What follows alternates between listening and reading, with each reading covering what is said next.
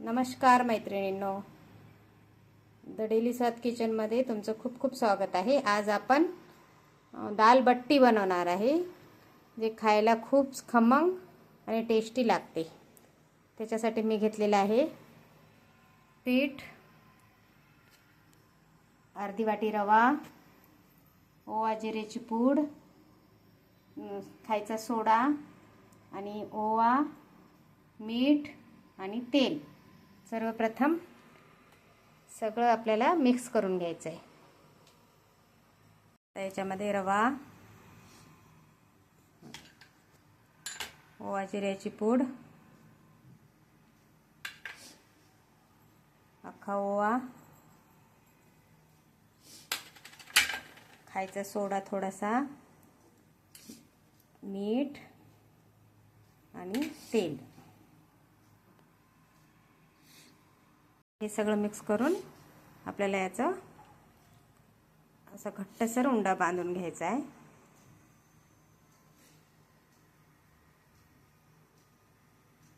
तुम्ही पाहू शकता आपलं पीठ भिजवून झालेलं आहे। आता याला 10 मिनिट रेस्ट करण्यासाठी ठेवूया। एका साईडला आपण तुरीची डाळ लावून घेतलेली आहे कुकरमध्ये। चला आता आपण बट्ट्या बनवायला सुरुवात करूया। चला आता आपण बट्ट्या बनवून घेऊया। बट्ट्या कशा बनवायच्या त्याच्यानंतर मी पाणी वाफायला ठेवलेलं आहे, तर मी तुम्हाला दाखवते नंतर।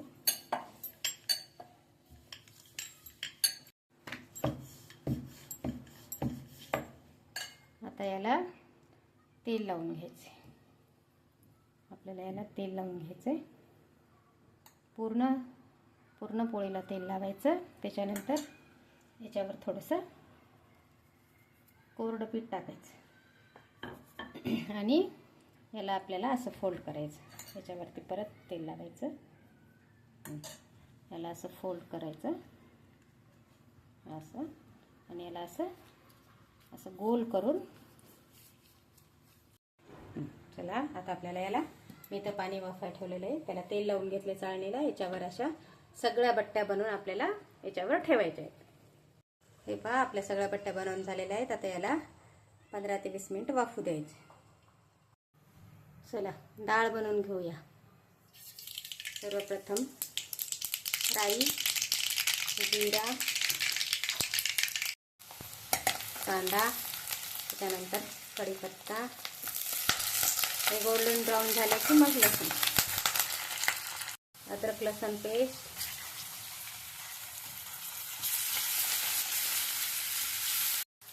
त्याच्यानंतर लाल मिर्च, हे तुमच्या आवडीनुसार टाकू शकता, तुम्ही कसं तेज खाता कसं खाता। हळदी पावडर, हळद टाकल्यानंतर हे फ्राय झालं ते चिंचेचा कोळ।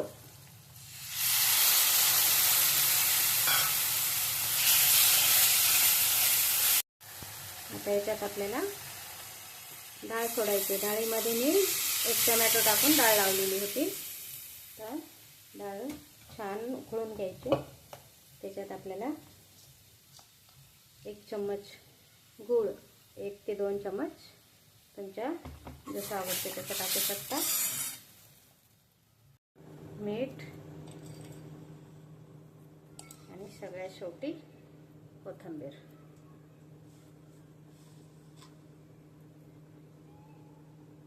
तुम्ही पाहू शकता आपल्या बट्ट्या छान फुललेल्या आहेत, थंड पण झालेल्या आहेत। आता आपण काढून कट करूया।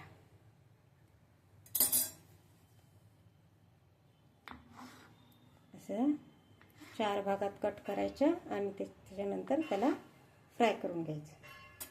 बट्ट्या कट करून झालेल्या आहेत। चला आता फ्राय करूया।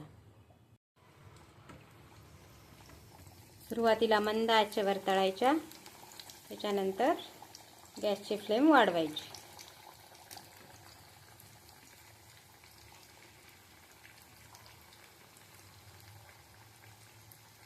हे पाहू शकता किती छान तळून झालेले आहेत, किती छान लेअर आलेले आहेत, असे लेअर येतात।